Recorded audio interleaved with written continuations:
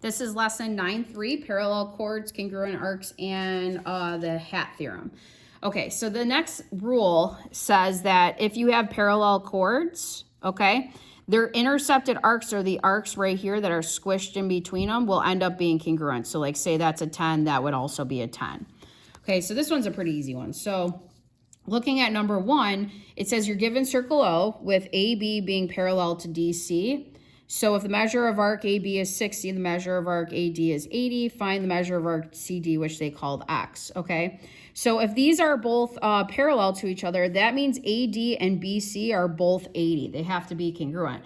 So we know that all of these around a full circle all add up to be 360. So if I do 360 minus 80 minus 80 minus 60, I get 140, and that would be what this has to be then. So that would be 140, okay? So then for number 2, and you guys are going to see some of the rules start blending together now, like they put more than one topic in one lesson.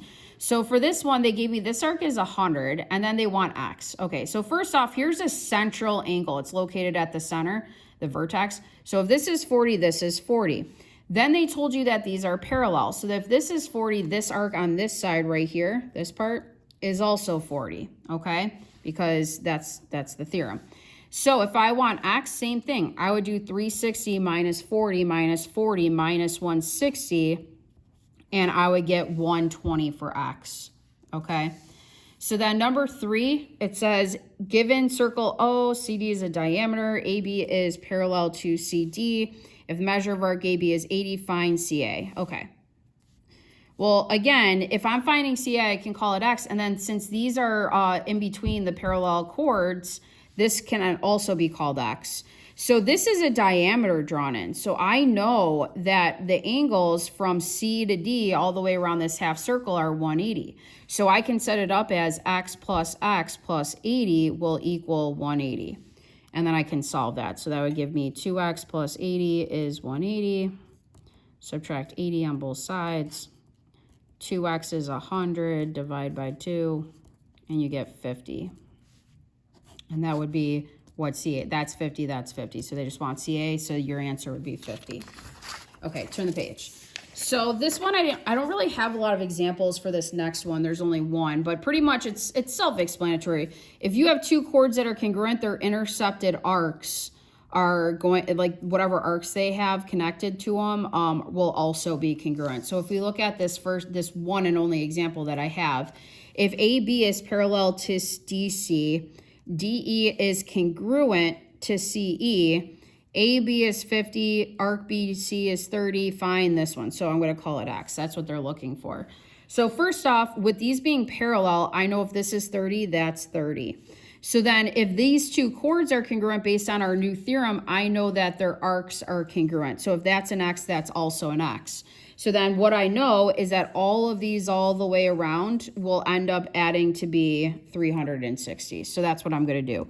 X plus 30 plus 30 plus 50 equals 360.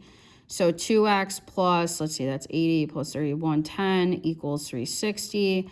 Subtract 110 on both sides. 2x is 250. Divide by 2, and you get 125. So that would be 125. That would be 125. Okay. So then we have the last theorem, which is the hat theorem. So everyone always remembers this every year as the creepy hat guy.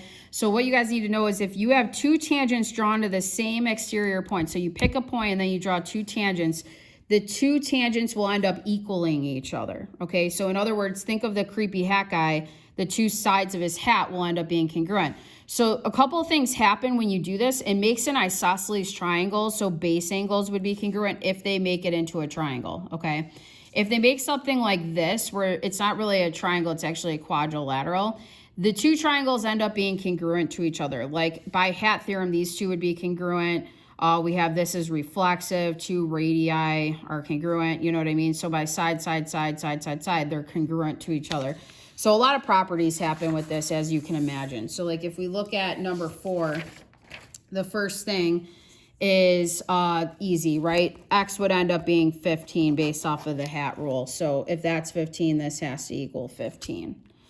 Okay, so then for number 5, same thing. These two parts of the hat would have to be congruent. So I know that x squared plus 5 would equal 21.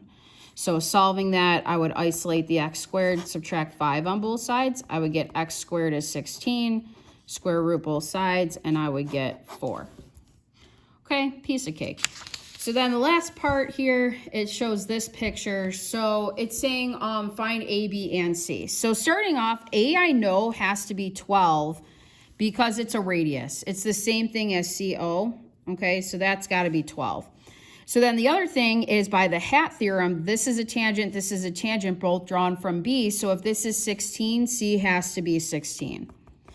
Okay, so the last thing I got to find is B. So how we can find B is we have a right triangle with 2 sides. So by Pythagorean theorem, we can get that last side. So I know that 12 squared plus 16 squared would have to equal the hypotenuse in what they're calling is B squared. So if you add this together in your calculator, you get 400 is B squared, square root both sides. You get B ends up being 20. Okay, so those would be A, B, and C. Okay, guys, that's it for this week. Thank you.